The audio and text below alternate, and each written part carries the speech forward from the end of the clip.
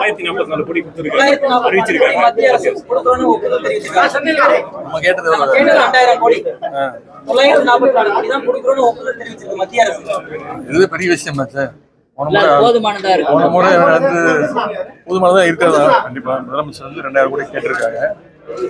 இந்த இன்னைக்கு ராணிப்பேட்டை மற்றும் வேலூர் மாவட்டத்தில் நம்முடைய முதலமைச்சருடைய உத்தரவின் பேரில் தொடர்ந்து பல்வேறு மாவட்டங்களில் சென்று அரசினுடைய அத்தனை துறைகளையும் ஆய்வு செய்வது வழக்கம்.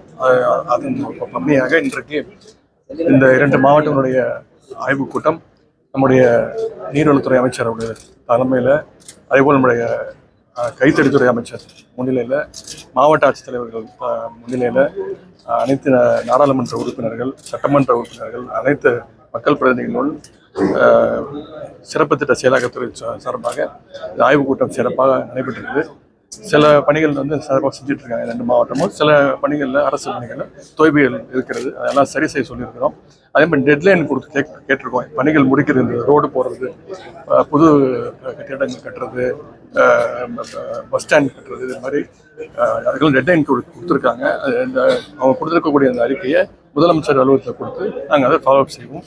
விரைவில் பணிகள்லாம் சிறப்பாக முடியும்னு நம்புறோம்.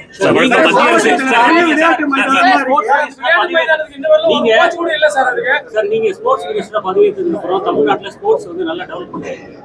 இன்னும் நேஷனல் கேம்ஸ், இன்டர்நேஷனல் கேம்ஸ்ல போற அளவுக்கு என்ன? தமிழ்நாடு சாம்பியன்ஸ் ஃபவுண்டேஷன் ஆரம்பித்தோம். ஃபர்ஸ்ட் டைம் ஆரம்பித்து பல நூற்றுக்கணக்கான விளையாட்டு வீரர்களுக்கு உபகரணங்கள், பயண செலவுகள் பண்ணிட்டு இருக்கோம். தொடர்ச்சியாக அவார்டு வாங்கிட்டு இருக்கோம். பெஸ்ட் ஸ்போர்ட்ஸ் இப்போ சென்ற வருஷம் வந்து ஹிந்து ஸ்போர்ட்ஸ் பொறுத்த வரைக்கும் எங்களுக்கு அவார்டு கொடுத்தாங்க.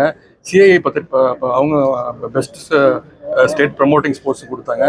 போன வாரம் டெல்லியில் வந்து ஃபிக்கி நடத்திய நிகழ்ச்சியில் மீண்டும் எங்கள் தமிழ்நாட்டு எஸ்டிஏடிக்கு விருது கொடுத்துருக்காங்க. இல்லை இன்னும் பல்வேறு முயற்சிகளை எடுத்துக்கிட்டு இருக்கோம்.